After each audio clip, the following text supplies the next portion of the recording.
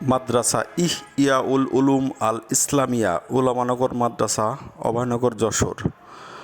আমরা যারা বুনিয়াদী সদস্য আছি, আজীবন সদস্য, তারা সকলে একত্রিত হয়ে মাদ্রাসাতে ইফতারে অংশগ্রহণ করলাম। খুব সুন্দর একটা মনোরম পরিবেশে আমরা ইফতার সম্পন্ন করলাম। দেখুন, তারা অনেক প্রকার ইফতারের আয়োজন করছে। যারা সদস্য আছি সকলে একসাথে ইফতারে অংশগ্রহণ করলাম। খুব ভালো লাগলো।